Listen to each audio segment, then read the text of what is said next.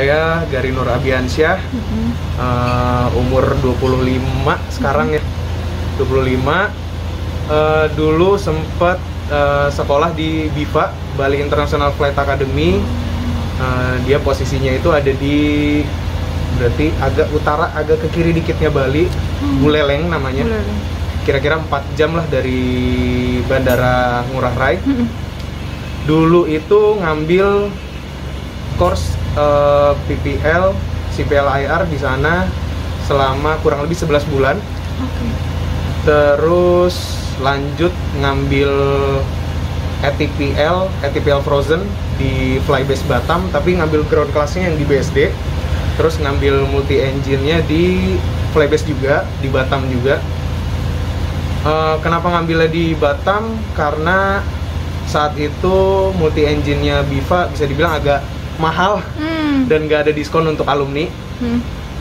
Nah, terus akhirnya ditawarin lah sama Flybase, mau nggak nih multi engine di sini, terus dapat diskon karena sempat ATPL Frozen di sana. Terus ya udah tertarik, ya udah sekalian ngambil karena emang saat itu salah satu requirement-nya itu memilih untuk daftar apply ke perusahaan itu salah satu requirement-nya ATPL Frozen dan multi engine saat itu. Tapi untuk sekarang multi engine udah nggak terlalu dibutuhkan itu. Yang sekarang dibutuhkan banyak itu ATPL Frozen.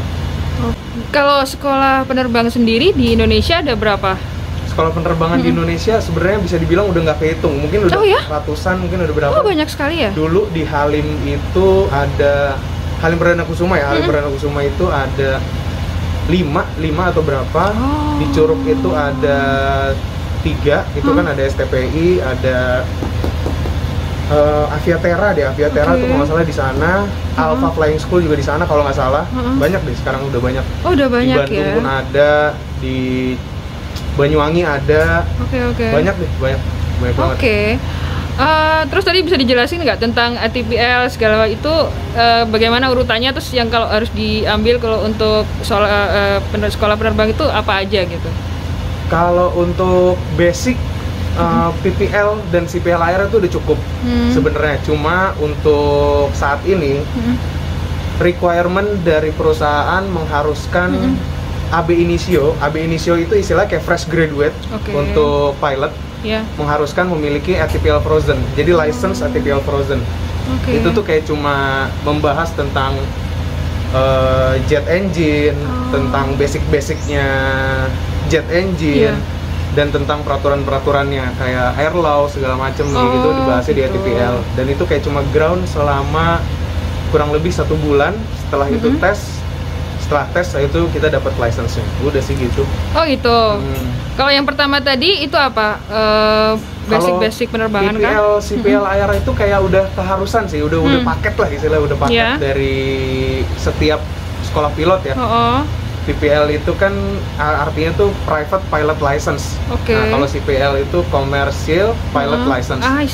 Kayak gitu, itu kayak ibaratnya ya semester 1, semester 2 lah. Kayak gitu. Setelah CPL dapat, habis itu ada course-nya lagi IR. IR itu namanya Instrument Rating.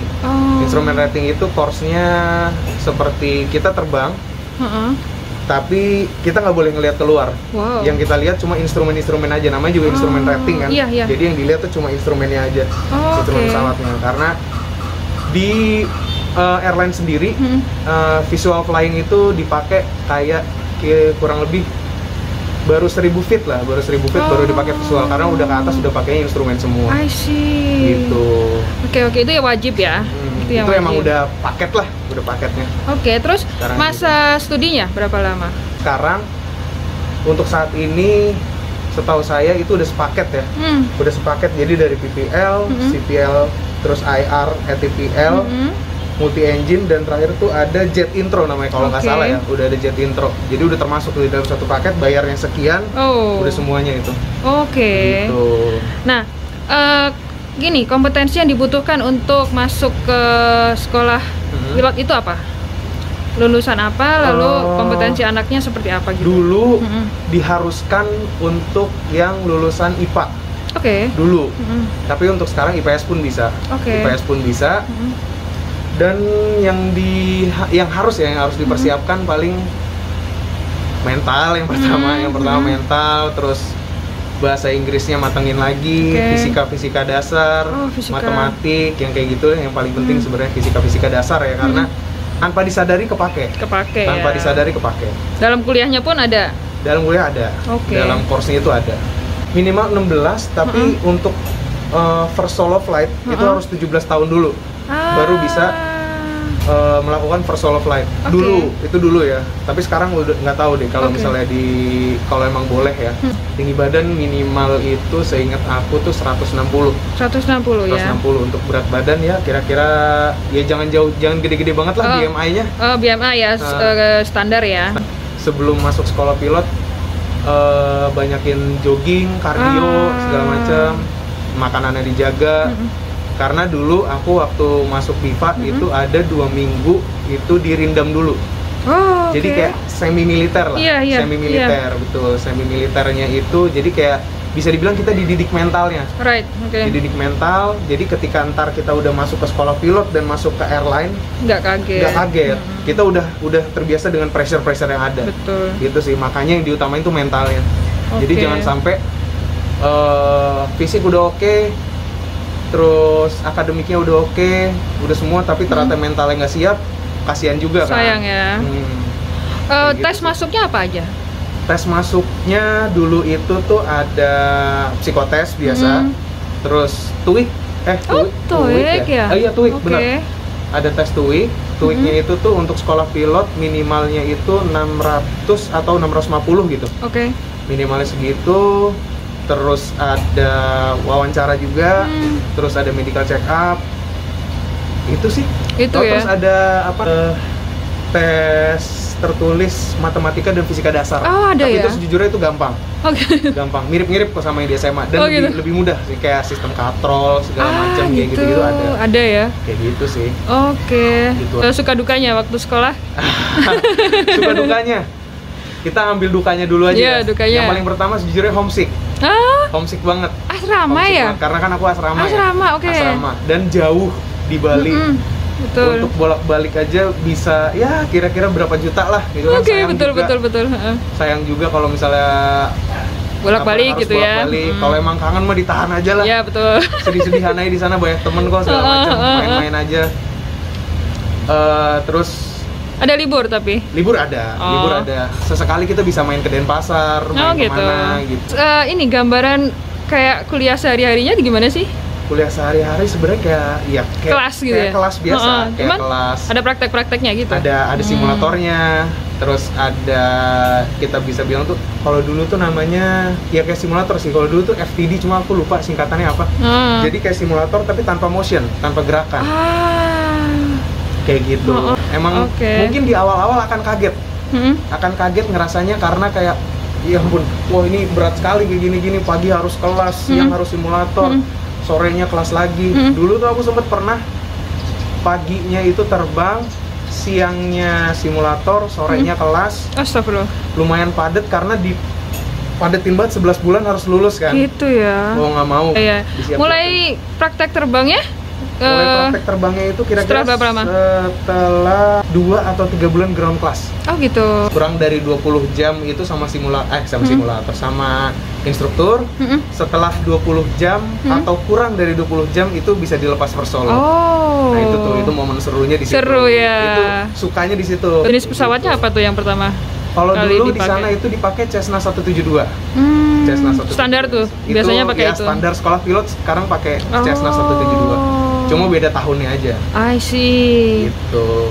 Sampai akhirnya bisa terbang komersil gitu, prosesnya masih panjang lagi? Lumayan panjang, apalagi saat ini kan bisa dibilang saat-saat pandemi ya. Bersabar lah. Betul. Untuk masuk ke airline gitu, karena bisa dibilang fresh graduate dari sekolah pilot sekarang udah ribuan.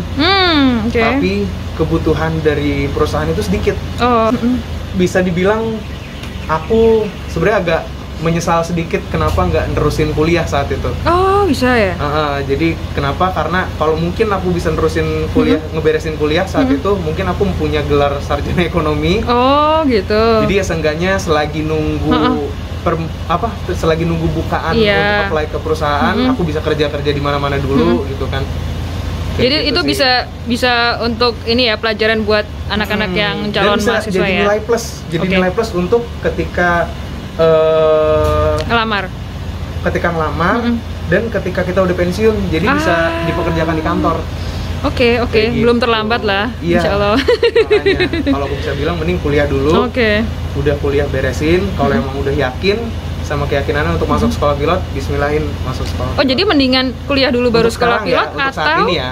atau sekolah pilot dulu baru kuliah? Kalau dari pribadi aku ya, Mm-mm. dari pribadi aku lebih milih kuliah dulu. Oh. Aku lebih milih kuliah dulu. Tapi buat- kalau udah lulusnya udah ketuaan nggak apa-apa. kalau lulusnya ketuaan nggak apa, karena kan ada maksimalnya. Maksimal iya. untuk masuk sekolah pilot itu di umur 30 tahun. I 30 see. tahun tuh masih bisa. Kisaran ini nih biayanya kira-kira. Untuk Nah, biaya itu. ya. Untuk biaya di zaman aku itu sebenarnya aku udah lama lulusnya. Oke. 2015 Oke, nggak awal aku lama lulus, lah. mulainya dari 2014 itu saat itu tuh range harganya di 673 juta rupiah. Oh gitu. Itu sepaket ya, itu all udah in. all in. in. Dari PPL, CPL, IR, seragam, buku, makan, Oh, tempat tinggal, asrama, tapi jajan udah nggak semuanya, termasuk lah. wow. Udah all in lah. All Semuanya in. Udah enak. 11 bulan itu. 11 bulan, selama 11 bulan. Dan bisa dibilang Biva itu Mm. makanannya enak. Makanannya enak, aku akuin makanannya enak banget, bener enak karena biar tetap ngejaga Benar. kesehatan murid-muridnya kan. I see. Kayak Oke. Gitu aja sih. Terima kasih banyak Gary. Sama-sama. Semoga ilmunya